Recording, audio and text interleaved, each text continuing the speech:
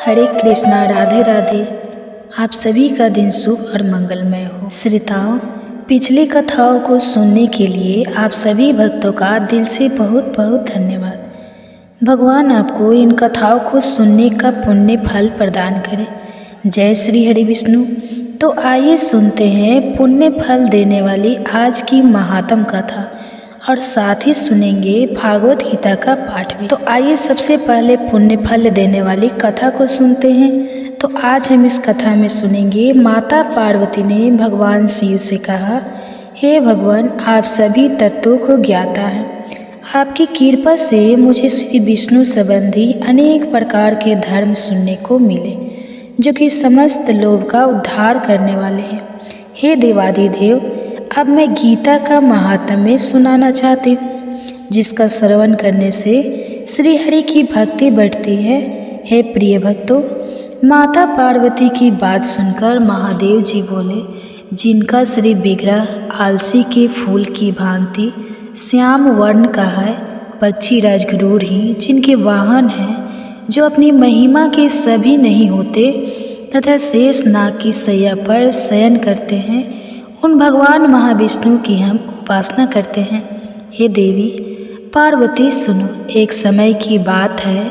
मूढ़ दैत्य के नाशक भगवान विष्णु शेष नाग के रमणीय आसन पर सुखपूर्वक विराजमान थे। उस समय समस्त लोक को आनंद देने वाली भगवती लक्ष्मी ने आदरपूर्वक उनके प्रश्न किया।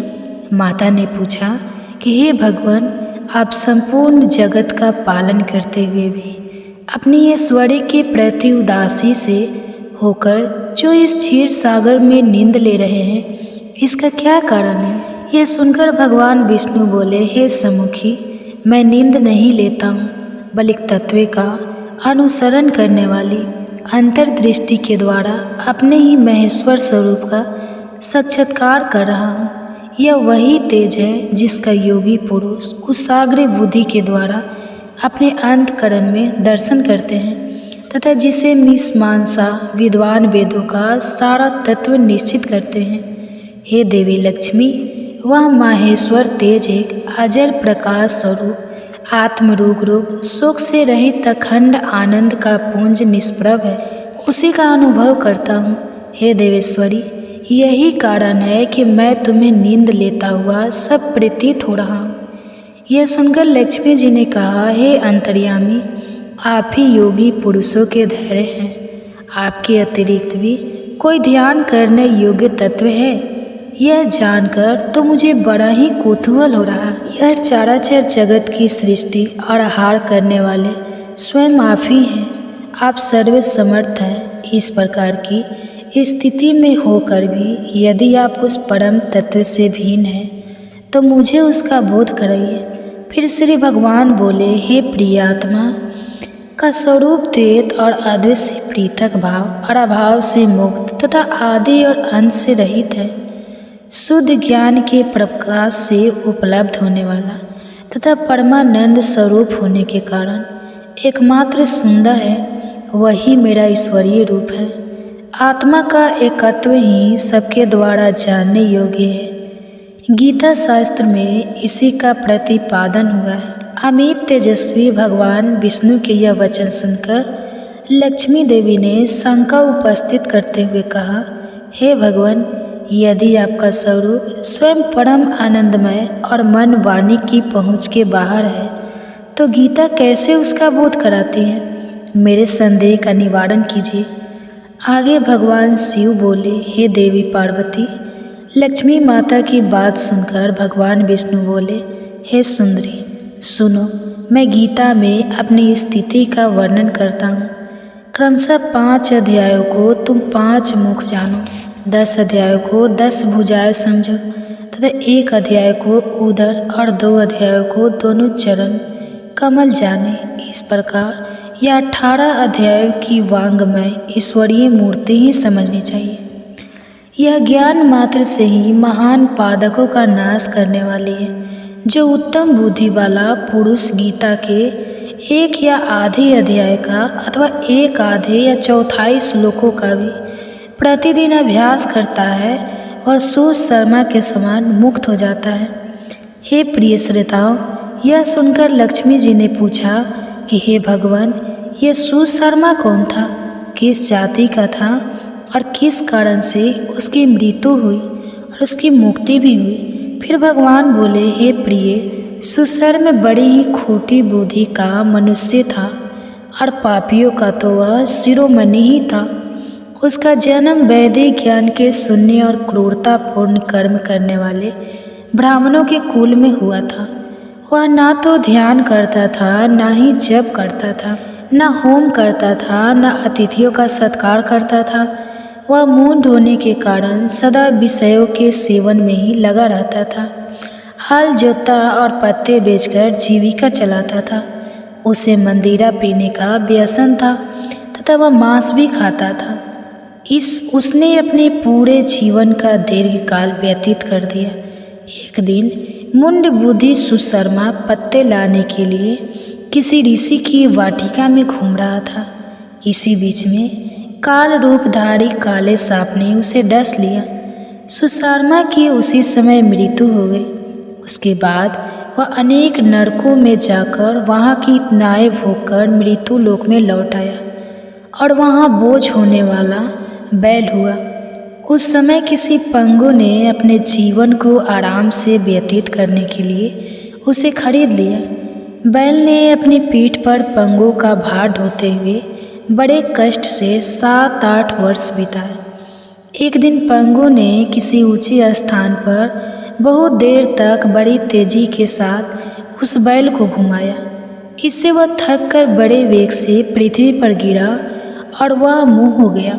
हे देवी, उस समय वहाँ कौतूहलवश आकृष्ट होकर बहुत से लोग इकट्ठे हो गए। उस जन समुदाय में से किसी पुण्य आत्मा व्यक्ति ने उस बैल का कल्याण करने के लिए उसे अपना पुण्य दान किया। उसके बाद कुछ दूसरे लोगों ने भी अपने अपने पुण्य को याद करके उन्हें उसके लिए दान दिया। उस भीड़ में एक वेश्या भी खड़ी हुई थी। उसी ने पुण्य का पता तो नहीं था, लेकिन फिर भी उसने लोगों को देखी उस बैल के लिए कुछ त्याग किया। उसके बाद यमराज के दूत उस मरे हुए प्राणी को पहले यमपुरी ले गए। वहाँ यह विचार कर कि यह वेश्या के दिए हुए पुण्य से पुण्यवान हो गया है, यह सोचकर उसे छोड़ दिया गया। फिर वह भूलोक में आकर उत्तम कुल और शील वाले ब्राह्मणों के घर में उत्पन्न हुआ। हे देवी, उस समय भी उसे अपने पूर्व जन्म की बातों का स्मरण बना रहा और बहुत दिनों के बाद अपने अज्ञान को दूर करने वाले कल्याण तत्व का जिज्ञासु होकर वह उस वैश्य के पास गया और उसके दान की बात बतलाते हुए उसने पूछा कि तुमने कौन सा पुण्य दान किया था। वैश्या ने उत्तर दिया कि वह पिंजरे में बैठा हुआ तोता प्रतिदिन कुछ पढ़ता है, उससे मेरा अंतकरण पवित्र हो गया है। उसी का पुण्य मैंने तुम्हारे लिए दान किया था। इसके बाद उन दोनों ने तोते से पूछा। तब उस तोते ने अपने पूर्व जन्म का स्मरण करके प्राचीन इतिहास कहना शुरू किया। तोता बोला कि पूर्व जन्म में मैं विद्वान होकर भी विधवाता के अभिमान से मोहित रहता था। मेरा राग द्वेष इतना बढ़ गया था कि मैं गुण न विद्वानों के प्रति भी ईर्ष्या भाव रखने लगा था। फिर समय के अनुसार मेरी मृत्यु हो गई और मैं अनेक घृणित लोकों में भटकता फिरा। उसके बाद इस लोक में आया। सतगुरु की अत्यंत निंदा करने के कारण तोते के कुल में मेरा जन्म हुआ और पापी होने के कारण छोटी अवस्था में ही मेरी माता पिता से मेरा वियोग हो गया। एक दिन मैं ग्रीष्म ऋतु में तपे मार्ग पर पड़ा था और वहाँ से कुछ श्रेष्ठ मुनि मुझे उठा कर लाए और महात्माओं के आश्रय में आश्रम के भीतर एक पिंजरे में उन्होंने मुझे डाल दिया। वहीं मुझे पढ़ाया गया। ऋषियों के बालक बड़े आदर के साथ गीता के प्रथम अध्याय का अध्ययन करते थे। उन्हीं से सुनकर मैं भी बार बार पाठ करने लगा। इसी बीच में एक चोरी करने वाले बहेली ने मुझे वहाँ से चुरा लिया। उसके बाद इस देवी ने मुझे खरीद लिया और पूर्व काल में मैंने इस प्रथम अध्याय का अभ्यास किया था, जिससे मैंने अपने पापों को दूर किया है।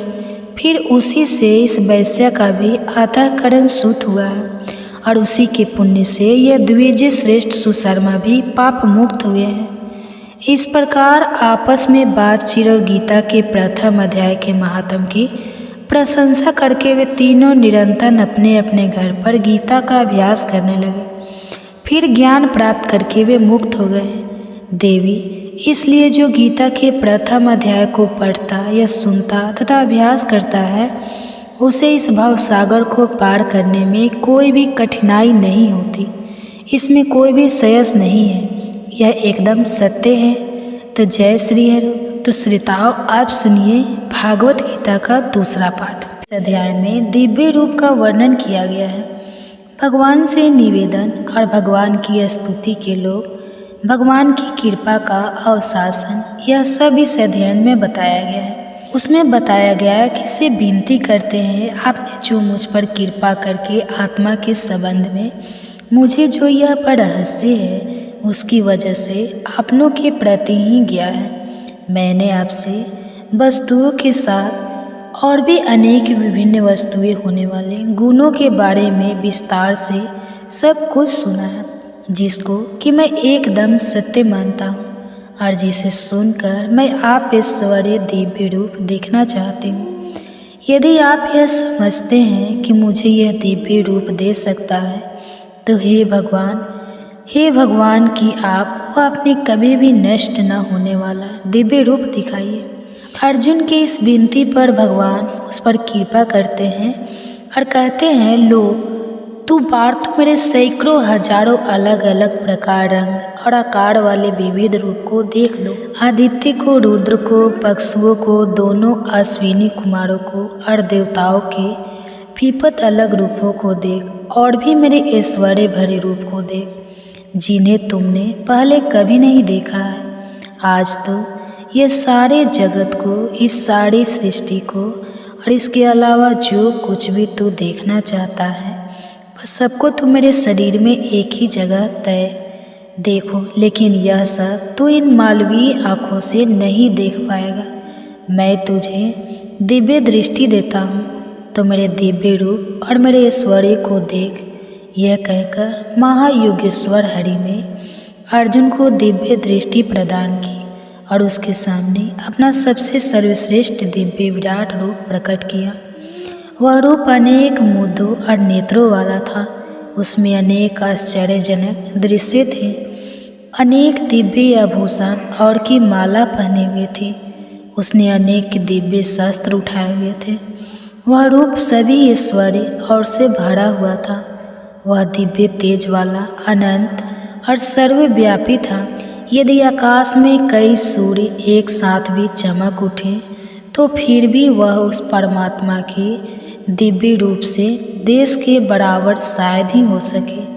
वह अर्जुन ने उस देवों के भी देव के शरीर में अनेक रूप में बड़े हुए सारे संसार को, सारी सृष्टि को एक ही जगह इकट्ठा देखा। तब अर्जुन आश्चर्यचकित हो गया। उसके रोंगटे खड़े हो गए।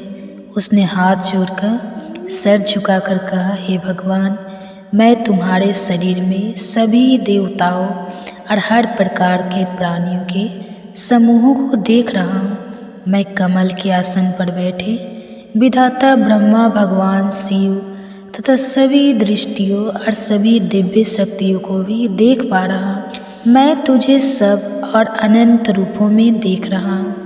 आपकी अनेक घोषणाएँ और नृत्यत्व हैं जो सभी ओर फैले हुए हैं, जिनका मुझे ना ही आदि, ना ही मध्य और ना ही अंत दिखाई देता है। मैं तुझे मुकुट, चक्र और गदा धारण किए सभी और चमकते हुए प्रकाश की तेज संभोग के रूप में देख रहा हूँ, जिसको कि देख पाना बेहद कठिन है। जो सब और धधकती हुई आग सूर्य के समान चकाधौ करने वाला है। आप अनीश्वर भगवान हो, जिसका ज्ञान प्राप्त किया जाना चाहिए। आप इस संसार के पूर्ण आधार हो। आप स्वास्थ्य धर्म के परम रक्षक हो। मैं जान गया हूँ कि आप ही सनातन पुरुषों में देख पा रहा हूँ कि आपका ना ही कोई आदि है, ना ही मध्य और ना ही अंत है। आपका समर्थ अनंत है। आप ही अनगिनत भुजाएं हैं। सूर्य और चंद्रमा आपके निर्भर है। आपका मुख धधकती हुई आग की तरह है और आपके तेज से यह सारा संसार तप रहा है। आकाश और पृथ्वी के बीच कई यह सारा स्थान, तो यह सारी दिशाएं तुम अकेले से भरी हुई है, तो अकेले ही व्याप्त है।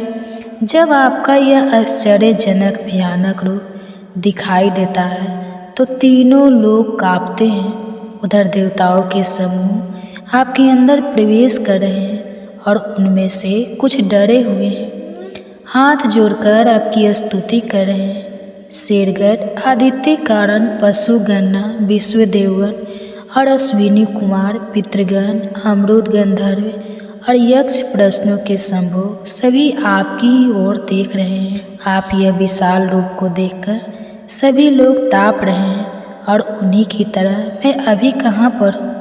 आपके इस आकाश को छूने वाले अनेक रंगों में दमकते और बड़ी बड़ी चमकती हुई आँखों वाले इस रूप को देखकर मेरा मन भय से काँप रहा है।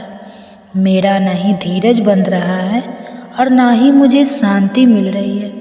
जब मैं लपेटे उगलते हुए आपके मुंह को देखता हूँ तो मुझे दिशाएं तक पहुँचने बंद हो जाती है और मैं किसी भी प्रकार संतुलन नहीं बना पा रहा हूँ। देवताओं के स्वामी, मुझ पर दया कीजिए।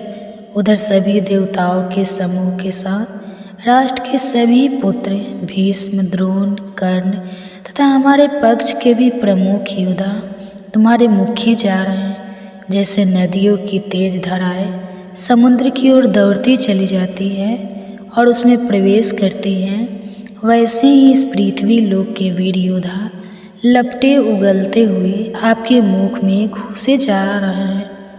जैसे पतंगे जोर से जलती हुई आग पर अपने ही विनाश के लिए तेजी से झपटते हुए आते हैं, वैसे ही यह लोग तेरे विनाश के लिए तेरे मुख में जा रहे हैं। आपके मुख निकलती कोई भयंकर किरणें इस संसार को जला रही है। देवताओं में श्रेष्ठ, मुझे यह बताओ, कितने भयानक रूप वाले आप कौन हैं? आपको प्रणाम है, मुझ पर दया कीजिए। अर्जुन की गुहार पर श्री भगवान कहते हैं, पार्थ, मैं समस्त लोगों का विनाश करने वाला काल हूँ और जो यह लोगों का दमन करने में लगा हुआ है, दोनों सेनाओं में खड़े यह योद्धा तेरे कर्म के बिना भी नहीं बचेंगे। इसलिए तो उठकर खड़ा हो जा, अपने शत्रुओं को हार कर इस समृद्ध राज्य का आनंद ले और यश प्राप्त कर। यह सब तो पहले ही मेरे द्वारा मारे जा चुके हैं, बस तू कारण बन जा और भीष्म, द्रोण, जयद्रथ, कारण तथा और भी अन्य योद्धाओं को मार डाल जो कि पहले ही मेरे द्वारा मारे जा चुके हैं। डर मत, और युद्ध में तो शत्रुओं को अवश्य ही हार जाएगा। लोग विश्व के इन वचनों को सुन तानते हुए अर्जुन ने हाथ जोड़कर कृष्ण को नमस्कार किया और फिर डर के कारण धीमी आवाज में कहा कि हे पार्थ, हे केशव, संसार जो दृश्य के गीत गाने में अनुभव करता है वह ठीक करता है और सारा संसार तेरे ही अनुरूप को प्राप्त हो रहा है। राक्षस डरकर सब दिशाओं में भाग रहे हैं। यह संसार के स्वामी, आप इस सत्य को आप ही असत्य भी हो और उसके भी परे जो भी है वह भी आप ही हो, क्योंकि आप देवों में सच प्रथम, आप ही संसार का आश्रय हो, आप ही जानने वाले हो और आप ही जानने के योग्य भी हो। आप ही सर्वश्रेष्ठ लक्ष्य हो, आपने ही संसार को व्यक्त किया हुआ है। आप यज्ञ हो, आप ही वर्ण हो, आप ही कम हो, आप ही चंद्रमा हो और आप ही सबके प्रजापति ब्रह्मा भी हो। आपको 1000 बार नमस्कार है। आप स्वरूप हो, आपको सब ओर से नमस्कार। आपकी शक्ति की तो कोई सीमा ही नहीं है और आपका बल अनंत है, इसलिए आप ही सब कुछ हो। आपकी इस महिमा को न जानते हुए मैंने आपको, जो कि कीवट थे, यादव ने मित्र आदि कहा है। यदि मैंने कभी भी आपका अनादर प्रकट किया हो, इसके लिए प्रभु मैं आपसे क्षमा मांगता हूँ। आप तो इस जगत के पिता हो, आप ही संसार के पूजनीय हो, तीनों लोकों में आपके समान कोई नहीं है, इसलिए आपसे अधिक तो कोई हो ही नहीं सकता। इसलिए मैं अपने शरीर को आपके सामने झुकाकर आपको प्रणाम करके आप आराध्य प्रभु को पसंद करना चाहता हूँ। मैंने आपका वह रूप देखा है जिसे किसी और ने कभी नहीं देखा और जिसे देखकर मुझे आनंद हुआ है, लेकिन मेरा हृदय है भय से काँप रहा है। प्रभु मुझ पर प्रसन्न होइए और मुझे फिर अपने पहले वाला मानवीय रूप ही दिखाइए। 1000 मुखों वाले विराट रूप में आपको पहले वाले मुकुट और गदा धारण किए हुए देखना चाहता हूँ। हे भगवान, आप फिर अपना मानवीय रूप दिखाइए। और उनके इस निवेदन पर श्री भगवान उसे कहते हैं, पार्थ, मैंने प्रसन्न होकर अपनी दिव्य शक्ति से तुम्हें यह परम रूप दिखाया है जो कि तेल से भरा विश्वव्यापी अनंत है, जिसे मनुष्य अभी तेरे सिवा किसी और ने नहीं देखा है। मेरे इस भयानक रूप को देखकर तू घबराएगा और विचलित फिर मत हो। वह को त्याग कर प्रसन्न होकर तो फिर मेरे पहले रूप को देख। वासुदेव ने अर्जुन को यह कहकर फिर अपना पहला रूप दिखाया और अपना मानवीय रूप धारण कर अर्जुन को धीरज हुआ। भगवान का मानवीय रूप देखकर अर्जुन शांत हुआ और उसने कहा, हे भगवान, तेरे इस रूप को देखकर बेहतर चित हो गया हूँ और अपनी संभावित स्थिति में लौट आया हूँ। तब श्री कृष्ण ने अर्जुन से कहा, पार्थ, तूने बिना वह रूप देखा है जिसे देख पाना बेहद कठिन है। देवताओं को भी यह रूप देखने की लालसा लगी ही रहती है। तूने मुझे अभी जिस रूप में देखा है उस रूप में ना तो वेदों के अध्ययन द्वारा, न ही शास्त्रों द्वारा करना ही, कर्मकांड की क्रियाओं द्वारा नहीं, दान और राय कठोर तपस्या द्वारा देखा जा सकता है, लेकिन अनन्य भक्ति द्वारा मुझे इस रूप में जाना जा सकता है, सच में देखा जा सकता है और मुझ में प्रवेश भी किया जा सकता है। जो व्यक्ति केवल आपके लिए ही कर्म करता है, जो मुझे ही अपना लक्ष्य मानता है, जो मेरे ही उपासना करता है, इसे कोई भी लगाव नहीं है। जो किसी भी प्राणी के प्रति द्वेष की भावना नहीं रखता, वह पुस्तक अवश्य पहुंच जाता है। इसी के साथ भागवत गीता के 11वें अध्याय समाप्त होता है। बाकी के अध्याय भी आपको जल्दी चैनल पर देखने को मिलेंगे। इसके लिए चैनल को सब्सक्राइब जरूर करें ताकि अगले अध्याय आपसे कभी भी मिस ना हो। और यदि आप काफ़ी समय बाद यह वीडियो देख रहे हैं तो बाकी के अध्याय आपको हमारे चैनल के भागवत गीता प्लेलिस्ट में मिल जाएंगे। और कमेंट्स में आपको हमारे द्वारा किया गया यह यत्न कैसा लगा यह ज़रूर बताएं। तो मैं मिलूँगा आपको अगले अध्याय में।